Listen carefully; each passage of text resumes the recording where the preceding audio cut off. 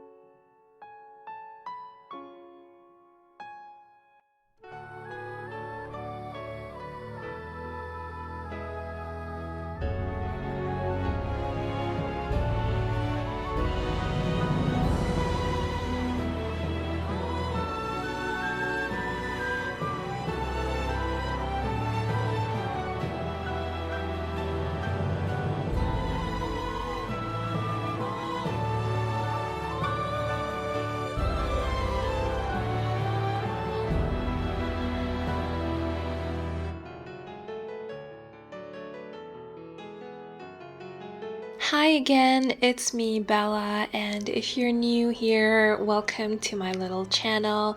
I'm so happy that you chose to watch this video. So as I said, this house is based on the Carroll-Crawford House in New Orleans. So I'm gonna read a little bit of info I found online. There is a lot of info on this house online, so if you wanna dig deeper, it's just one Google search away. But here are the few things that I would want to mention about this house. So it was built in 1869 by the architect Samuel Jamison. The first owner was Joseph Carroll, a Virginian who became one of the city's most successful cotton merchants.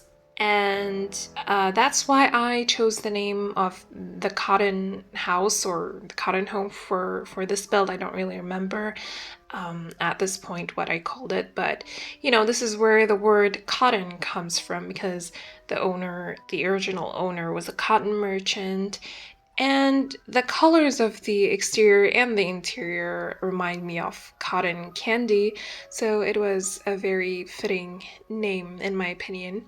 So anyway, the home was later owned by R.M. Walmsley, blah blah blah. In 1920, the home was sold to Valentine Mers, the founder of Dixie Brewery. In 1932, the house changed hands again, purchased by engineer Charles Crawford. Crawford's sister, Josephine, was a well-known French Quarter artist of the 1920s and 30s. In 2003, arts patron Allison Kendrick purchased the home and hired noted designer Richard Keith Langham to redecorate the interior. I guess that's all I want to mention about this house. As I said, you can dig deeper into it if you're intrigued.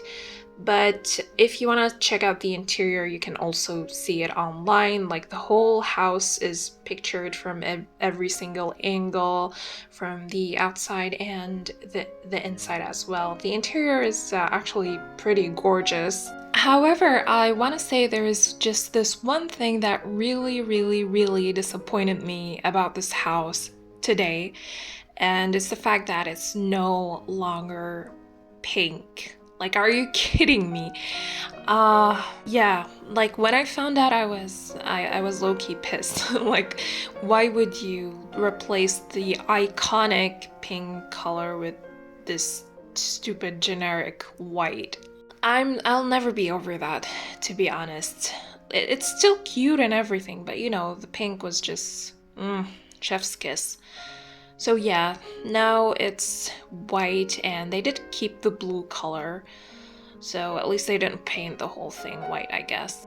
But anyway, of course I made it pink in The Sims and not white, because that would have been so boring. And I believe you will need Strangerville for this exterior, because the columns and fences and spandrels are from Strangerville.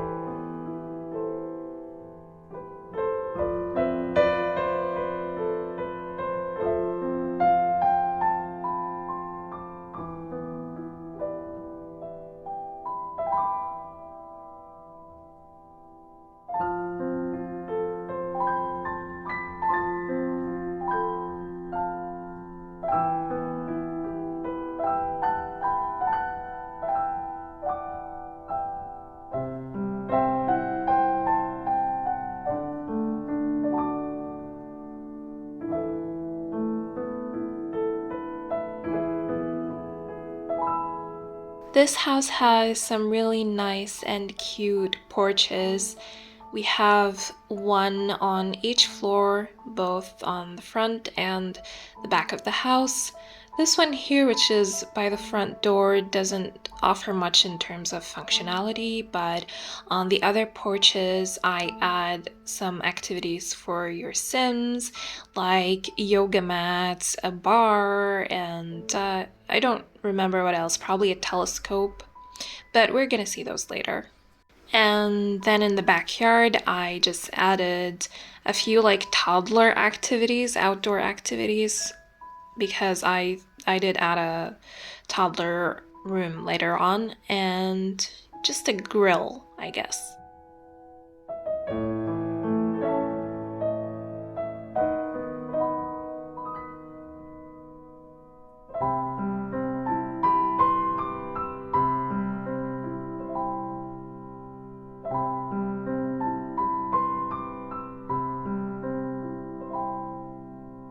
For the interior of the house, I wanted it to be very, very interesting.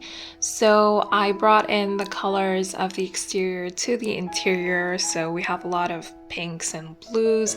And then I wanted the interior design style to be unique. So I would describe it as a mix of transitional, like eclectic, kind of postmodern, I guess. It's not really just one specific thing. And it's very colorful, as I mentioned, lots of pinks and blues and pastels in general. We have a mix of modern pieces, a mix of traditional pieces, so it's really interesting. I really love doing this kind of fun, super out of my comfort zone interiors every once in a while. You're gonna notice that my next build has kind of a similar vibe, but it's more on the modern side, but I won't talk about that now. Let me just focus on this build and keep that one as a surprise. So you can see there's a mix of like super traditional kind of Regency vibe items with gold accents, and there are these very like postmodern items. So yeah, I don't know how to describe this kind of interior design, but if you have an idea, do let me know in the comments.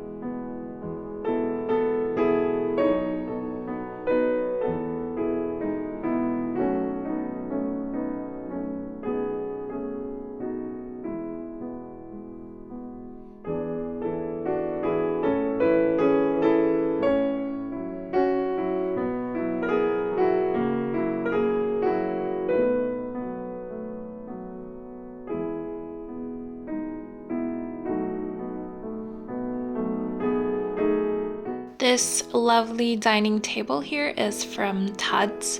I think it's the Brut set, B-R-U-T. And I love dining tables with unique shapes, so absolutely gorgeous. I love it. You can see here that I separated the kitchen area with this floor tile just to like establish a kind of boundary between the kitchen and the rest of this first floor, since it's pretty open. And now that I'm looking at this interior properly, I can see that it's very similar to the Barbie apartment that I did a while back. I'm gonna link it for you so you can see what I'm talking about, but yeah, I pretty much did this kind of style there as well. So do let me know in the comments what kind of interior person are you? Do you like colors or not? Do you prefer maybe a darker, more moody interior? Because that's what I usually prefer, but doing this kind of interior every once in a while is also super fun.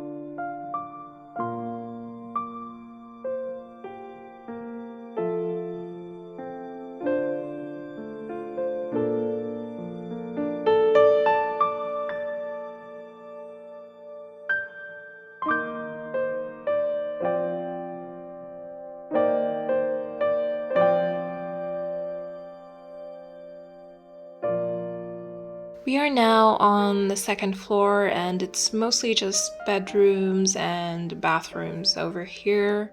And this shade of pink over here is very interesting, I would say. It's I don't like it personally, but it's fun to add a pop of it somewhere, I guess. But usually I wouldn't go for that shade of pink. I absolutely hate it. It kind of reminds me of the early 2000s. I mean, at one point in my life, this was my dream bedroom color. I remember asking my mom and begging her a lot to let me paint the walls of my room in this color, but thankfully she didn't agree. She instead let me choose this really light pink. So thank you for that, Mom. If she would have let me, if she would have let me, I would have been cursed with that bright pink, hot pink color for the rest of my teenage years. And I can see here that I added a hot tub. Is this the front porch? No, I think this is the back porch. Okay, good, because I thought for a second there that I added a hot tub on the front porch. I guess that would have been awkward. Not in the Sims world, but like, in real life. And yeah, we have a telescope, yoga mats. Here on the front porch, I add the bar, and I guess we have some loungers, and also, I guess, a sectional sofa.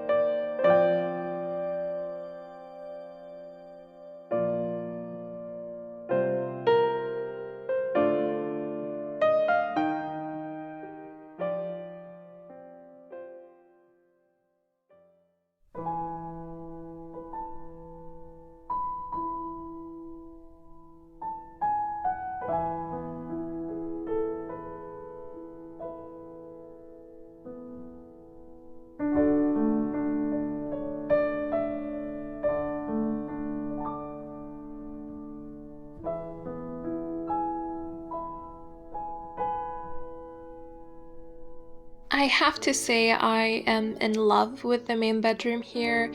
The colors are absolutely gorgeous. I love the combination of this kind of pale red with pink and blue. I just love it. And I love the bed area in kind of this hexagonal shape.